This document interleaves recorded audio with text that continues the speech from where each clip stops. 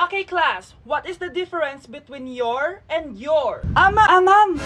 Yes, Samantha? Your is a possessive adjective indicating ownership, while your is short for you are. Very good! Basic!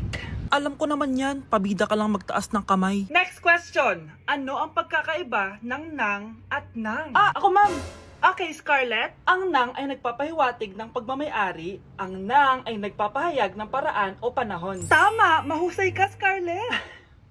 Sobrang dali lang naman ang tanong eh. Next question. 10 points ang makakasagot neto. What is the biggest organ of our body? Ma'am ako, ma'am! Ma'am! Akin lang tong 10 points na to. For sure, hindi mo naman alam yan. Yes, Samantha. Nauna ka kay Scarlett. Ang biggest organ of our body is stomach. Mali! Okay, Scarlett? Lungs po, ma'am. Wrong answer. Wala na bang gusto sumagot, class? Ma'am, ang biggest organ of our body is skin. Correct! Tignan niya si Kyle, oh. Kahit di nakikinig sa akin yan, tama ang sagot niya. So, Kyle, paano mo nalaman ang sagot? Yun po kasi sabi sa Google eh. Anak! Ano ginagawa mo? Ba't ang kalat ang kwarto mo? Wow! Piliin mo ang Pilipinas? Gusto to na yung piliin mo ang Pilipinas? Proud Filipina kasi ako. Eh di ba sabi mo kanina sa akin, ayaw mo na tumira dito sa Pilipinas kasi sobrang init. Tapos sabi mo sa akin, kapag nakagraduate ka, sa abroad ka na titira. Basta, gagawin ko pa din. Sige, post mo. Ako unang mambabash sa'yo. Napaka-unsupportive naman ni nanay. Ano yan? Kailan pa lagi sayaw yan? Eh, di ba transition yan? Eto na po kasi uso ngayon, Nay eh. Puro kayo sabay sa uso. Akala nyo maganda. Mukha lang kayo nakakatawa. Basher talaga tong si nanay. Buti pa si Kyle, nag-aaral ng mabuti. Hindi yung kung ano-ano ginagawa. Yun pala yun. Patingin nga, anak. Sanananan. Tatatak, tatak, tatak. Ano to, anak? Lyrics po ng Asoka, Nay. Puro kayo asoka. Sanananan. Ang galing talaga ni nanay. Jari paban. Anak, kain ka na oh. Darating yung mga kaibigan ko Wag na wag mo ako ipapahiya. Sige anak. Andyan na sila. Oo, tapos nagkita kami ng ex ko, di ba? Kayo pala yung mga kaibigan ni Scarlett. Gutom ba kayo? May pagkain dito Ang pangit pala ng mama ni Scarlett, no? Isa lang yung mata. Huy, grabe ka naman. Naya na ba? Di ba sabi ko sa'yo, wag mo ako ipapahiya? Kainis. Umalis ka nga dito. Huwag kita makita. Sorry anak. Tara na nga, labas na nga lang tayo. May panira dito eh. Tara. Anak, sandali. Anak, Scarlett, graduation mo pala bukas? O tapos? Si nanay ba yung aakit sa stage? Ay, hindi! Si tita na lang isasama ko. Papahiya mo lang ako eh. Buti pa si tita, kompleto yung mata. O sige, proud ako sa'yo anak ha. Kainis, bakit kasi isa lang yung mata mo? Balang araw anak, malalaman mo rin kung bakit. Diyan ka na nga, marami pa akong gagawin. Ano bang ginagawa natin sa hospital, tita? Sumama ka na lang, Scarlett. May kailangan ka malaman. Scarlett? Ikaw yung anak ni Susan, right? Oo, Doc. Ako nga si Scarlett. Ba't kilala mo ko? Oh, yes! I remember! Ikaw yung batang na-aksidente dati, yung nabulag yung kaliwang mata. Buti na lang dinonate ng nanay mo yung kaliwang mata niya para sa'yo. Kaya pala isa lang yung mata ni nanay. Alam mo, sobrang mahal ka ng nanay mo. Huwag mo siyang papabayaan, ha? Nay? Aray. Oh, anak. Aalis ka? Bilis naman tumanda ni nanay. Sana mas madaming oras yung binigay ko sa kanya nung bata ako. Anak, tara labas tayo. Wala na kasi tayo masyadong banding eh. Tsaka nanay, alis kami ng mga friends ko eh. Sige anak, next time na lang tayo umalis. Hello, be, saan ka na? Anak, sabay ka na sa akin, kain na tayo dito. Busog pa ako, nay, mamaya na lang. Tsaka, di ako kumakain ng gulay, di ba? O sige anak, pagtitira pa rin kita, ha? Ano ba yan? Ano ba yan, nay? Anak, hindi ka ba natutulog? Tingnan mo nga itsura mo. Wala namang pasok bukas, di ba? Sige na, good night na. Patay mo ilaw, nay. O sige anak, good morning. Sana gising ka din kapag gising ako. Anak, samahan mo ako magpa-check up. Nay, hindi ako pwede. May gagawin ako assignment to. Sige anak, ako na lang mag-isa. Galingan mo dyan, ha? Huy anak, aalis ka ba? May time ka ba, nay? Tara, alis tayo. Libre kita. Sige. Tara. Anak! Itigil mo muna ang ginagawa mo! Oh, bakit po, nay? Kasi may challenge ako sa'yo. Kapag nanalo ka, may prize ka na agad. At pwede ka nang gumala at pwede ka na magka-jowa. Game ako dyan, Nay. Okay, eto ang challenge mo. Kailangan mo lang i-battle flip to. Madali lang, di ba? Ay, yan lang. Basic. Go. Bakit ayaw? Hala, ang hirap naman neto.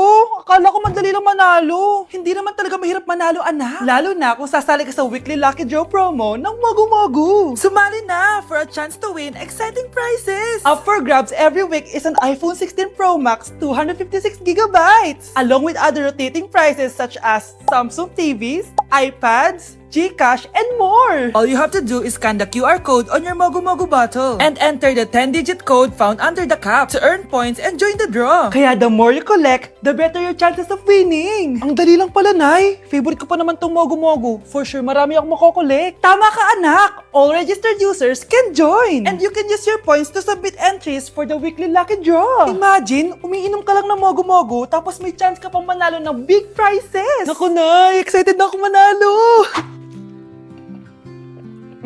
Masarap niya talaga, anak. Tapos ang chewy pa, Nay. Tara, selfie tayo. Tara. Ayan, ang ganda ko dyan, Nay. Remember, life is too short, but it's not too late to join the fun and chew to win with Mogu. For more details, just visit www.mogumogu.com. Pag pinaluha mo ang nanay mo, tandaan mo, may kabayaran ang bawat luha niya. Isipin mo ito. Noong maliit ka pa, ilang beses ka bang umiyak sa gabi? Ilang beses kang nagkasakit at nag-alala siya? Ilang beses kang nagutom at tiniis niya ang sarili niyang gutom para lang may maihain sa'yo? Pero ngayon, sino ang lumuluha? Ganun. Pag sumagot ang bata, bastos agad. Hindi ba pwedeng nagpapaliwanag lang? Hindi ba natin kaya makinig? Lalo na kung ang bata maayos naman ang pananalita, hindi naman mataas ang boses, hindi naman bastos pag nagpapaliwanag. Ang iba kasi sa atin, hindi naman nila lahat talagang ayaw makinig. Pag nagpapaliwanag ng bata, sure na tayo.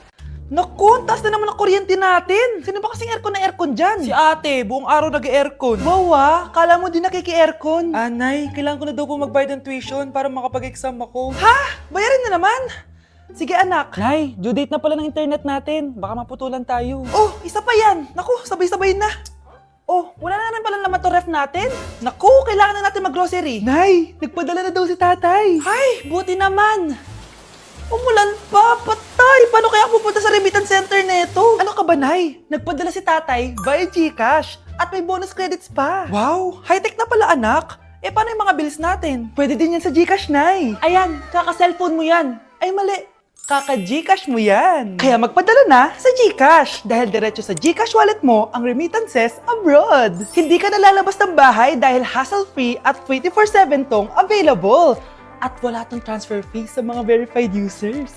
Just open your GCash app and go to your GCash wallet. Itap nyo lang yung cash in at go to global banks and partners. Hanapin mo lang kung saan remittance partner siya nagpadala. I-enter mo lang yung mga kailangan na details at makukuha mo na agad yung pera, o diba? Grabe, anak, ang bilis na pala ngayon. O diba, Nay? Kaya mo? I-GCash mo! Iba na talaga ngayon, no? Nung panahon namin, ang layo pa na pinupuntahan namin para makapagpadala. Hulaan ko, Nay, tumatawid pa kayo ng bundok at ilog, no?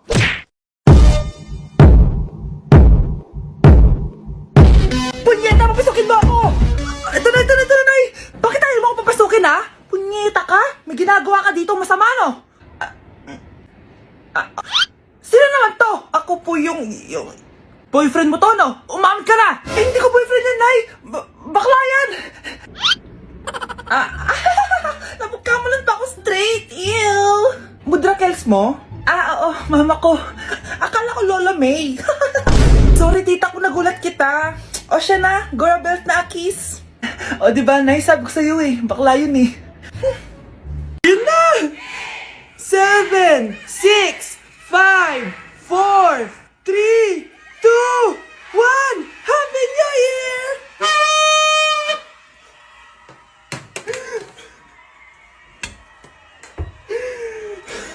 Meron na naman, ha? Guys, hindi ako totoo. AI lang ako. Hinahabol ako ng zombie ngayon.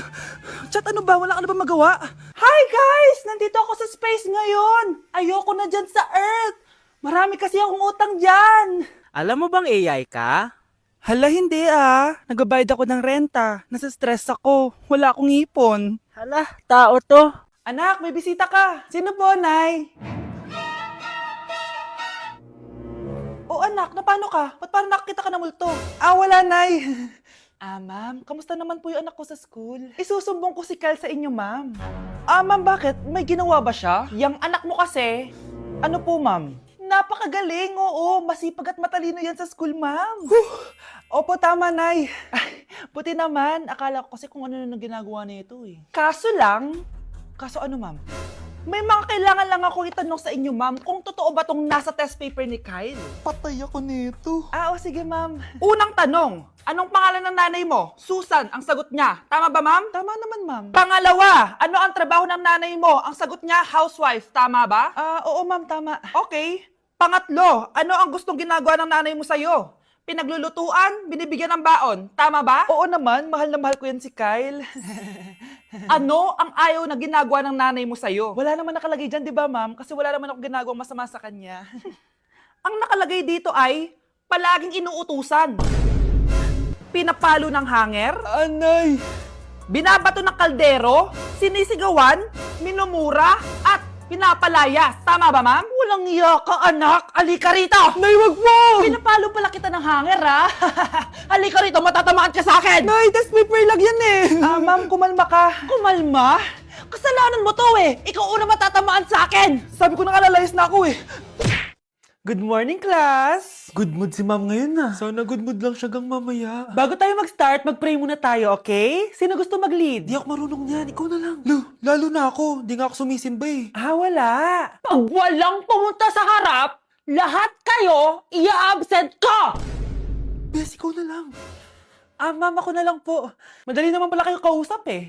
Okay, class. So, dito na nagtatapos sa lesson natin.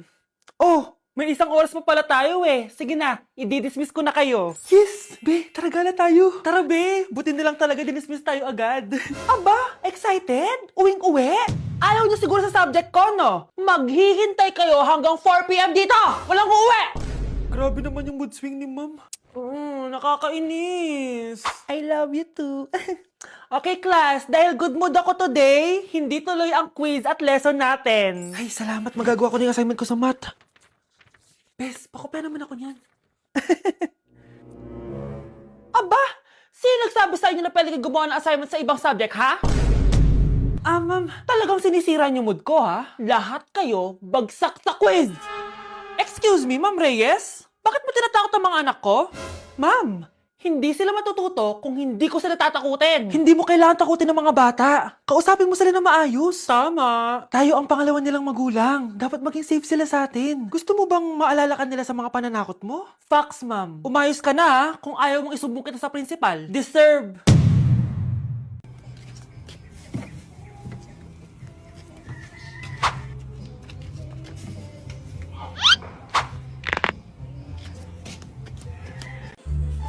Hi, Mare! Buntis na ako! Ha? Paano ka nabuntis? Wala ka namang asawa! Hello po. Nagbibigay po kami ng pera sa mga nangangailangan. Hello po, Mayor! Ako po, kailangan po namin ng pera! Ay, Mayor! Buntis ako, oh! Mas kailangan ko yan! Oo, mas kailangan mo nga kasi buntis ka. Oh, ito, sino to? Thank you! Tsaka pala, magbibigay kami ng bahay at lupa sa mga may kailangan. Kami po, Mayor! Kailangan po namin ng bahay! Wala na po kami pagrenta! Hindi! Buntis ako, oh! Kawawa naman yung bata kung wala siyang bahay, di ba? Oo nga, mas kailangan niyo yung bahay. Oh, ito, sa inyo yung bahay. Thank you! Sandali lang. Bakit? Sinungaling to babaeng to eh. Hindi naman totoong buntis yan. Totoo nga. Manganganak nata ako. Manganganak na daw. Manganganak? Tignan ko na lang kung anak yung lumabas dyan. Ang baho, ano yun? Di ba? Sinungaling tong babaeng to. Nagdadalang tae lang pala. Sa akin nyo na lang po ibigay yung pera tsaka yung bahay. Bakit anak? Kasi nay, buntis ako.